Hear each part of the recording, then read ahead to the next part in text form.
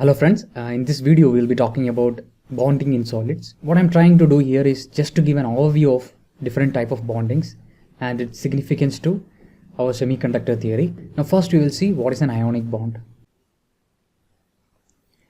So I assume that you are familiar with atomic models.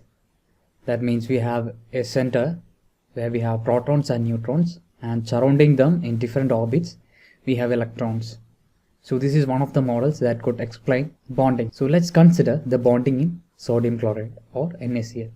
Now we have sodium and its electronic configuration is we have 2 in the innermost shell, we have 8 in the intermediate shell and 1 electron in the valence shell. Valence shell is simply the outermost shell of an atom. That is the valence shell, and the electron in the valence shell is called valence electron. Now let's consider the case of chlorine. The configuration of chlorine is innermost shell we have 2 electrons, then we have 8 and then we have 7. So this is the configuration of chlorine. Now we have learned that for a stable configuration we need 2, 8, etc. in the outermost shell.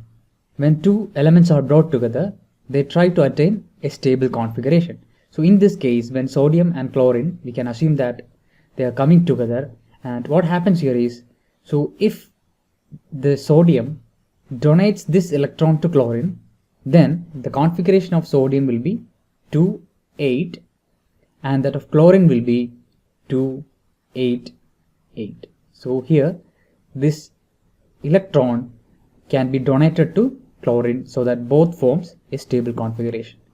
So now what happens here is we have an electron from sodium going to chlorine. So what happens? Sodium gains a positive charge, right? And chlorine gains an electron. That means its net charge goes negative. Now we have positive charge and negative charge. We know they attract, right? So this electrostatic force of attraction keeps the material together. Now the question here is NaCl a conductor or an insulator? We have discussed many times that for conduction we need charge carriers. We need some carriers of charge, so charge carrier.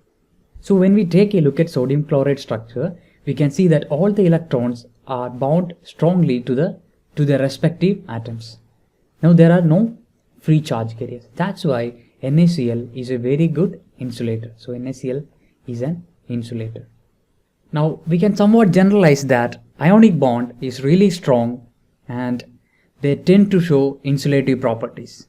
Okay, so that's what we need to know from this lecture.